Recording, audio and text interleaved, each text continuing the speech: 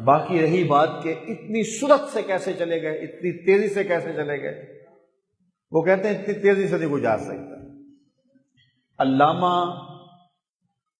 فخر الدین رازی تفسیر کبیر کے اندر اسی آیت کریمہ کے تحت حد کر دیں، کاش کے لوگ اس کو پڑھ لیں، انہیں واقعہ معراج پہ تعجب نہ ہو۔ آپ فرماتے ہیں کہ کیوں نہیں اتنی تیزی سے جانا ممکن؟ جبریل روز آتے تھے، روز جاتے تھے، ملک الموت روزانہ آتا ہے، روزانہ، اور کتنی سرعت سے جاتا ہے، تو ممکن کیوں نہیں؟ ہاں ممکن ہے۔ پھر آپ نے ایک مثال دی، آپ فرمایا کہ حضور تو حضور ہے نا، حضور کی تو شان ہی بڑا ہے۔ لوگ کہتے ہیں حضور اتنی جلدی سے مسجد حرام سے مسجد اقصیٰ گئے، مسجد اقصیٰ سے مسجد حرام آ گئے، جب واپس آئے تو کنڈی بھی ہل رہی تھی، بستر بھی گرم تھا، پانی بھی چل رہا تھا، اتنی جلدی گئے، اتنی جلدی پلٹ کے آئے، کیسے ممکن ہے؟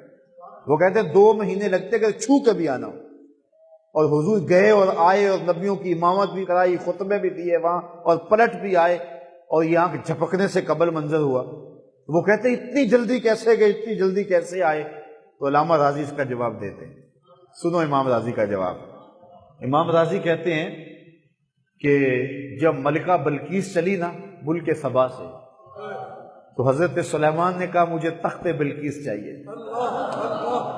اللہ اکبر، مجھے تخت بلقیس چاہیے۔ ایک جن اٹھ کے کھڑا ہو گیا، قرآن ہے، سورہ نمل اٹھائیے۔ جن کہنے لگا حضرت میں لے کے آتا ہوں۔ کب لاؤ گے؟ کہا مجلس برخاست ہونے سے قبل۔ مجلس برخاست ہوتی تھی دوپہر کے وقت، اور یہ وقت تھا صبح کا۔ اس نے کہا کہ میں دوپہر تک لے آتا ہوں۔ یہ بہت بڑی بات تھی، 1 مہینہ جاتے ہوئے لگتا تھا، 1 مہینہ آتے ہوئے لگتا تھا، اور 7 کوٹھریوں میں تخت مکفل تھا، پہرے لگے ہوئے تھے، خادم کھڑے ہوئے تھے، اور جو ہے وہ پہرے دار کھڑے ہوئے تھے، بغیر کسی مزاحمت کے بھی لانا ہو تو پھر بھی 2 مہینے لگتے ہیں۔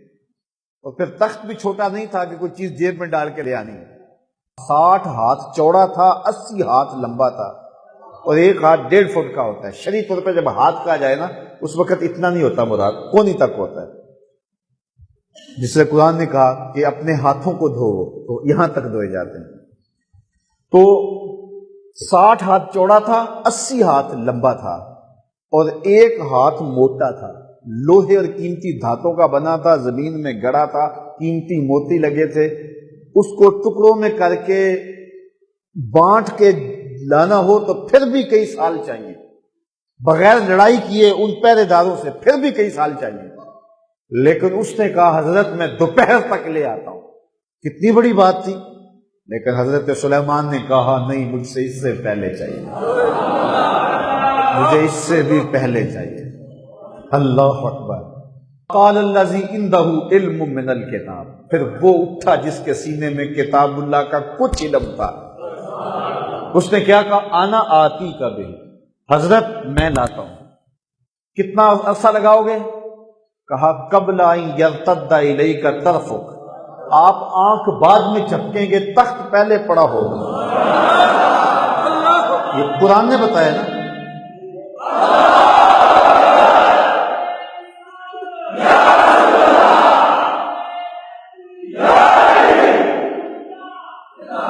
اس نے کہا کہ آپ کی آنکھ جھپکنے سے قبل میں تخت حاضر کر دوں گا، اور حضرت سلیمان نے ابھی آنکھ نہیں جھپکی، تخت پڑا ہوا تھا۔ اور جو لے کے آیا وہ کون تھا؟ بنی اسرائیل کے نبی کا ایک امتی تھا، آصف بن برخیہ نام مفسرین نے بتایا۔ حضرت سلیمان کا خالہ زاد کسی نے بتایا، آپ کا امتی تھا، بنی اسرائیل کے نبی کا ایک امتی آنے واحد میں اتنی دور سے تخت لے کر واپس آ بھی جاتا ہے۔ انا آتی کا بہی، میں ابھی لے کے آیا، اور آنکھ جھپکنے سے قبل وہ تخت حاضر بھی ہوتا ہے۔ یہ بنی اسرائیل کے نبی کے امتی کی اللہ نے جو طاقت دی ہے اس کا کمال ہے، تو کیا آنے واحد میں مصطفیٰ عرش تک جا کے آ نہیں سکتے؟ غازی کہتے ہیں ذرا سوچو تو صحیح، یہ کیسے ممکن نہیں ہے؟ اگر کوئی مستشرق بے دین اگر انکار کرے تو وہ تو کرے نا، لیکن اگر کوئی کلمہ گو قرآن کو ماننے والا انکار کرے تو وہ کیسے انکار کرتا ہے؟ آصف بن برخی آنے واحد کے اندر تخت حاضر نہیں کر دیتا؟ یہ قرآن نے بتایا کہ نہیں بتایا؟